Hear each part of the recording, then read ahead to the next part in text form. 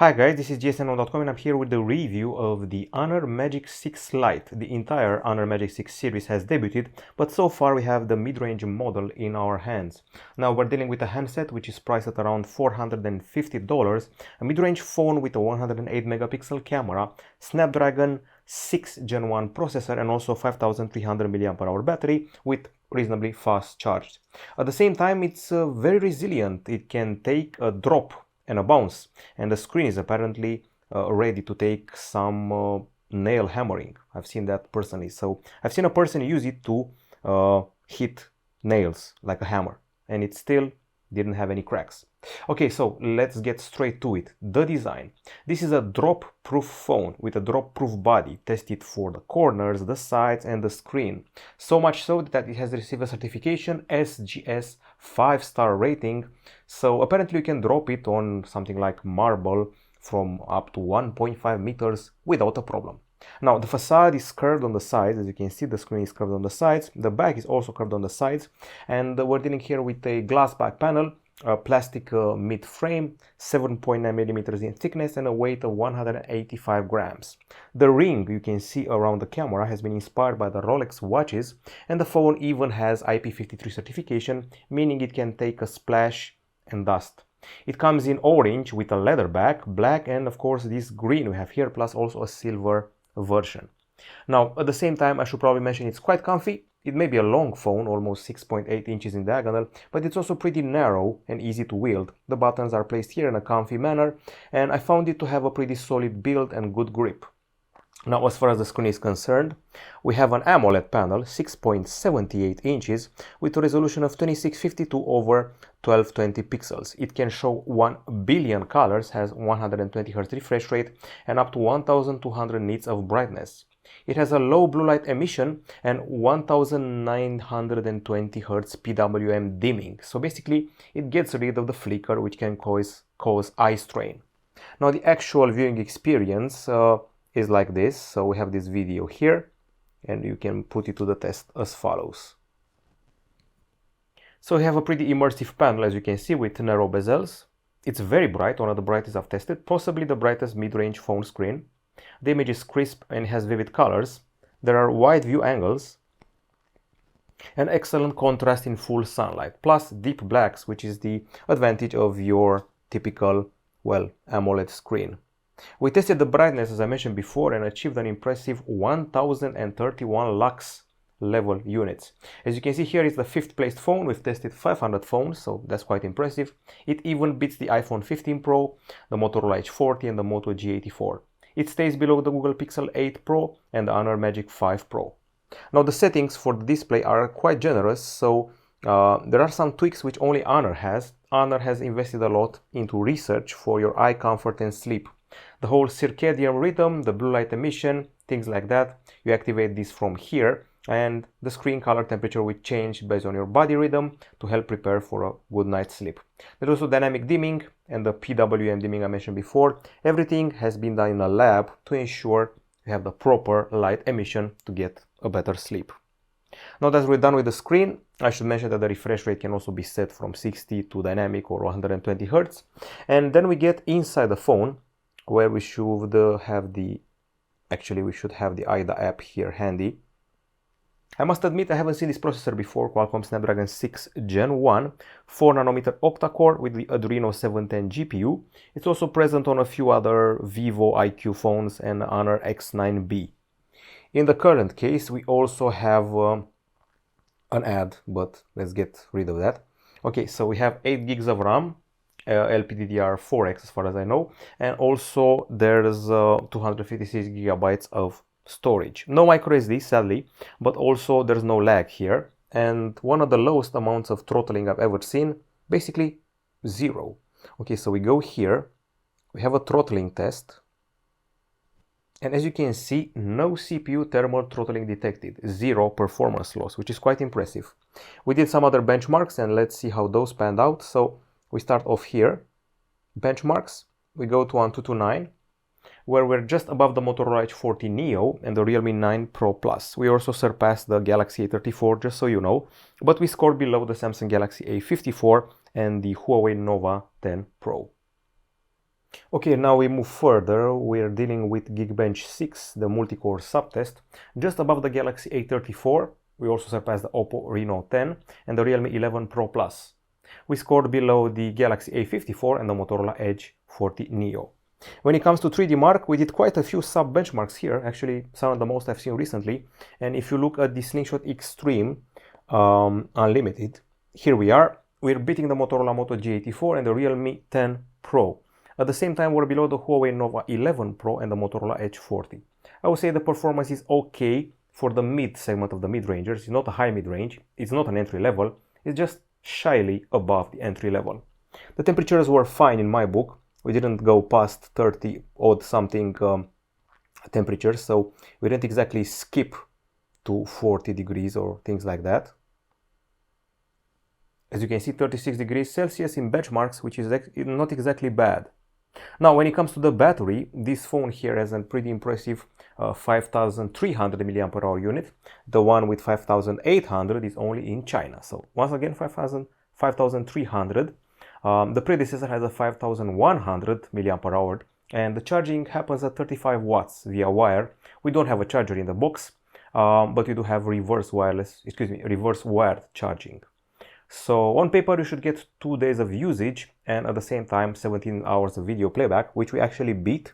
We achieved 25 hours and 43 minutes of video playback, which is very impressive for a mid-range phone, even though the predecessors were also quite fine. It's above the Realme 11 Pro Plus, above the Oppo Reno 10, and even higher-end phones like the iPhone 14 Pro. Below the Realme GT Neo 2 and below the Nothing Phone 2. When it comes to the continuous usage, we have PC Mark with 12 hours and 57 minutes. It's a solid result. It surpasses a battery phone like the Moto G54 Power, and the HONOR 90 stays below the HONOR Magic 6 Lite, and it's 14 hours and 20 minutes. It's also below the Redmi Note 12 Pro Plus. Charging is a bit on the long side, 1 hour and 14 minutes, but at least it's less than the 81 minutes promised by HONOR to charge the phone. And the good news is that after 30 minutes you're at 50% charge. There are also power saving features, just so you know. Now when it comes to the acoustics, we don't have an audio jack and we only have a singular speaker here, so there's no stereo setup. Now let's play an acoustic sample so we can test the speaker at the bottom.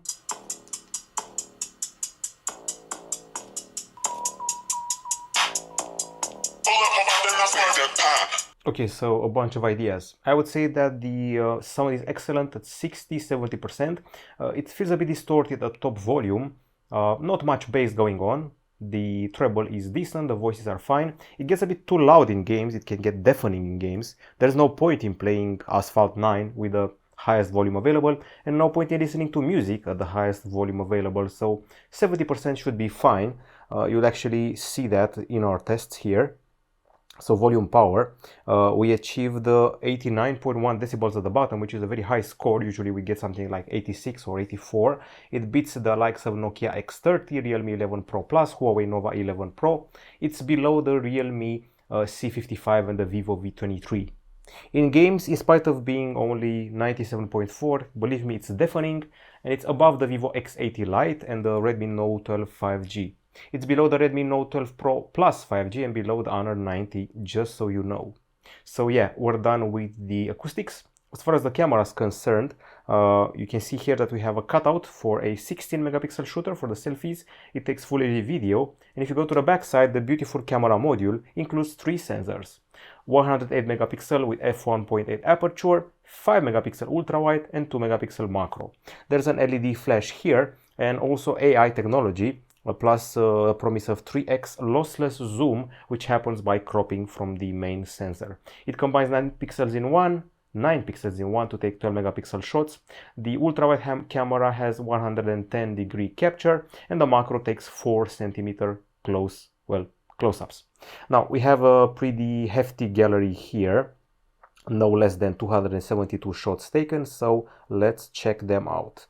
First of all, this was a pretty cloudy day after some snow, so there was a lot of white going on here. We can see here the snow. Now the colors are usually spot on, particularly the blues. It prefers colder colors for some reason. This is a regular shot with quite a few details, while this is the ultra wide shot with less details but more angle. So even if you zoom at 2x, if you crop at 2x, you'll see that details are lacking. This is actually a more impressive shot, a full 108 megapixel shot. You can take those, the full resolution of the camera. This is a bunch of selfies, quite detailed. You can see the wrinkles on the forehead, you can see the skin pores, the eye expression is fine, you can see each thread of hair. Then we switch it up, next day, much sunnier, and the camera captures a lot of light. I'm a bit underwhelmed by the ultra-wide camera, where you can see that things get a bit murky and foggy, so the main camera is the one to keep. We even tried out some zoom, and it's decent at 3x, but I wouldn't write home about it. If you go to 5x or further, you'll notice quite a bit of noise. Now, another bunch of selfies, not very relevant on account of you not seeing my face properly because it was very cold. If it's sunny, it doesn't mean that it's, well, hot. Okay, so extra colors here. The vegetation looks fine, color-wise. Of course, lots of clarity on the main camera. Not so much on the ultra-wide as expected, so yeah. Close-ups. This is a very cute close-up of a cone. And then we switched it up to macro when things get a bit murkier, but the perspective is a bit more impressive. Even more colors here. We're getting our shade of blues and reds, excellent texture of the toys here, and glitter from the sun. This is a pretty accurate depiction of what my own eyes saw. Once again, vegetation spot on with the colors, a pretty nifty shade of green, and finally, all the array of colors we want are here. We have the blues, the reds, the yellows, which are actually quite honest. This is actually the proper red we perceived. This as well. And this is a pretty good bokeh of an object, a pink panther with a blurred background. And finally, the proper selfies, where you actually got to see each thread of beard hair, expressive eyes, and forehead wrinkles, nice texture of the clothes. Initially, this scarf looked pink in another one of my shots, but now it's the proper red. So in the end, I'm very happy with the selfies for a mid-range phone, mind you. Even more toys in a shadier area without so much sun, and things get a bit cold color-wise in this scenario as expected. These are the bokehs, the portrait shots with a blur background. They probably cut me from the background, which is fine, so the AI works its magic. Some yellows and some greens. This camera does very well with texture and also with colors when the lighting is proper. Colors get colder when the lighting is not proper, so that's something to remember here. Close-ups are just fine, perhaps even finer than macros, if I'm being honest. And these are multiple attempts at macros with moss on a tree trunk. And this is actually quite impressive. So if you really struggle, you'll be able to capture something interesting. This is the sunlight ahead of the sunset, the golden hour, and you can really feel it in these warmer colors. Okay, so that's it during the daytime. I would say it's comparable to the Redmi Note 12 series and the Realme 11 Pro series. That's where we're at. I wouldn't say there are too many differences from the 200 megapixel cameras on the market on mid-rangers with this 108 megapixel shooter here. These have been daytime shots. We go to the nighttime, indoor scenario, pastrami sandwich shop, excellent texture here. This is rye bread, this is turkey pastrami sandwich, and also a bunch of sauce, so yeah. Pretty well done, good enough for social media and for some random vlogging. However, it was snowing that night, and if you want to take more impressive shots, maybe skip the ultra wide and skip the regular night shots with these extra reflections and use night mode. The shots without night mode aren't that impressive, but those with night mode are a bit more impressive. So close-ups remain fine, one of the attributes which never change here. This is a regular shot, not much to write home about. This is a blurrier area, but when you use night mode, things get clearer. So that's the idea. It doesn't light up the picture, it just processes it and makes it clearer. There's another instance where it happens, as for example this one here.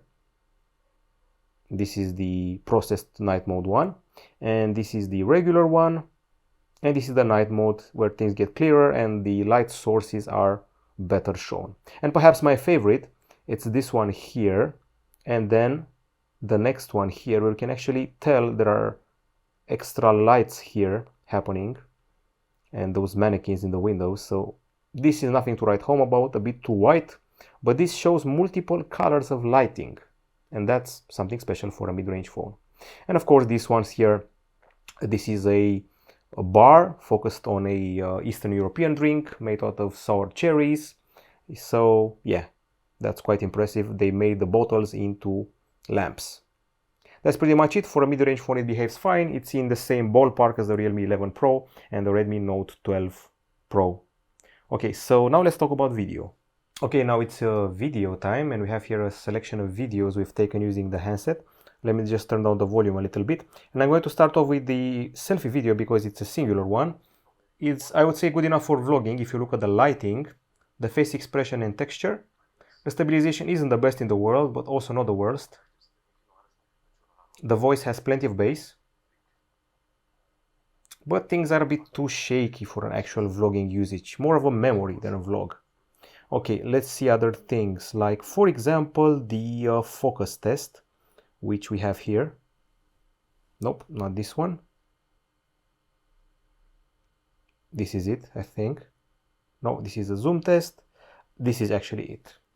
Focusing on an object in the foreground and the background, alternating between them with success.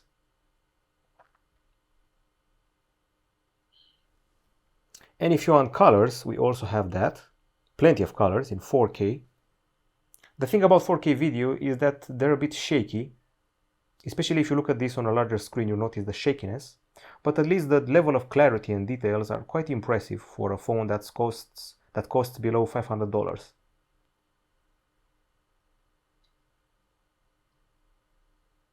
Okay, and let's see what else we have here. Of course, as we usually do, there's a stabilization test. There's actually two of them. This is video number 1, where we descend stairs. 4K video, 30 frames per second. As you can see, each of the steps I take can properly be felt. Left step, right step. We slow down a bit because there's a bit of ice here. But you can tell the stabilization does manage to keep the flicker going and the vibration going, but it doesn't dampen the steps. So we don't have electronic or optical image stabilization, keep that in mind. Those have been the daytime captures. I would say they're decent. They're definitely an improvement for the usual HONOR mid-rangers, but they need to be a bit more fixed when it comes to panning. And we have a nighttime video as well. It's this one here. It was snowing this time. Pretty decent microphone in spite of the wind. The lights are a bit overblown, but not as big as I expected them to be. And we captured moving objects, in this case cars, without too much of a hitch.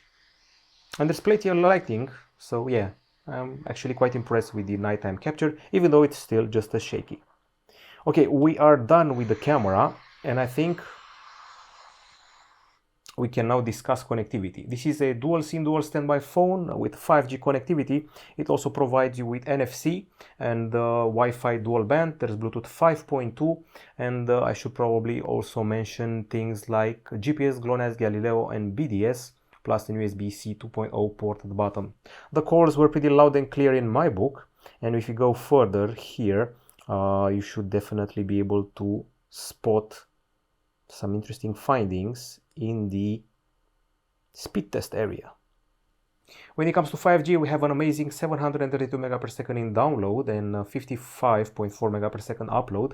When it comes to Wi-Fi, we're the 264 mark over 316, that's the download and upload respectively. Okay, so that's connectivity for you, quite impressive in the 5G realm. And now we're going to talk a bit about the software. It's Android 13 with macOS 7.2 on top. I'm employing the face unlock for the device. You can also opt for the fingerprint scanner, optical one embedded in the screen.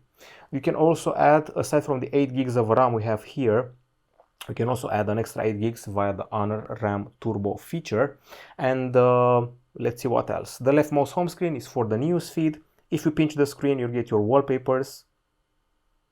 You'll get your cards, which are evolved and more complex widgets and typical widgets as well. Transitions and home screen settings. You can opt to have a app drawer as we do, or have all the apps on the screen. Okay, we do have Google Services and Google Play, unlike the Huawei phones. And if you swipe down from the left side, you'll see notifications. Swipe down from the right side, you'll see quick settings. We have the control center, have this part here with device control, and of course the core features like HONOR, Share, Eye Comfort, Screen Recorder, Do Not Disturb, Nearby Share, and once again device control. So we're pretty much set in that regard. If you go to the settings themselves, there is the connectivity area, and the HONOR Connect is basically your way of connecting HONOR laptops, tablets, phones, watches together for seamless transfers. There's also more connections here for easy projection, link to Windows and printing, and Android Auto, biometrics and password, as I said before, battery, storage, safety and emergency, security, and of course privacy with permissions and a privacy dashboard, as well as an assistant called Yo-Yo, which I honestly didn't use. Not a big fan of assistants which aren't the main ones like Google Assistant, Alexa or Siri. Digital well-being and parental control are part of the package as well. And finally, the pre-installed apps include this package here. This is a very useful system manager with a cleanup feature, data usage, block numbers, virus scanner and battery. Then we have the HONOR Health, which has been differentiated from the Huawei Health through an entirely different interface. So yeah, that's something. They don't look as much alike now. Okay, we also have a note-taking application. You can take notes like this. And this is a good way for you to see the virtual keyboard, which is quite comfy, well-spaced, and has a swipe with a Y. And aside from that, we have Netflix, Facebook, Booking.com, a game center, email, a bunch of tools, and the TikTok is pre-installed here as well. That's the core of the experience which we have here. You should also get at least 2 years of Android updates from what I've heard. And of course, there's always on display available here and a magazine feature which changes beautiful wallpapers every time you unlock the phone. Okay, we're about done, and I think it's time for the verdict. Okay, so we have pros and cons. On the pro side, it's a pretty looking phone with drop resistance. It has a seriously bright screen, one of the brightest screens on the market, pretty okay performance, no throttling, solid battery life, and a loud volume from the bottom speaker. The bokeh looks quite nice when it comes to the photographs I have taken, and there's quite a few of them. And I should probably also mention that the colors were satisfying in photographs taken by the main camera. The 4K clips have plenty of detail, and the food and the face texture were fine. Fast 5G and eye protection are also pros. On the cons, we don't have a charger in the box, we don't have stereo speakers or audio jack, there's no infrared emitter at the top side, and no micro SD. The charge is a bit on the long side, the speaker doesn't have much bass, and the ultra-wide camera seems to be lacking in detail, if you ask me. Now, I should also mention that the videos are a bit shaky, particularly the panning ones, and the interface does remind me of Huawei still. And at the end, there's no Wi-Fi 6. I wished for fast Wi-Fi. That's pretty much it. In the end, we're dealing here with a pretty looking, solid and reliable phone when it comes to close-ups, food photos, a hugely bright screen for video consumption and gaming, and at the same time 4K video capture with plenty of details. So this is honestly the mid-range phone with the highest survival to drop rate I've seen and the brightest screen on the market right now. So if you want a resilient phone with a bright screen, this is the one for you, and it's also very light and has great battery life. That's it from us. Hopefully an update will fix the small video hitches when it comes to shakiness. This is it from GSMDome.com. Hope you enjoyed this review of the HONOR Magic 6 Lite.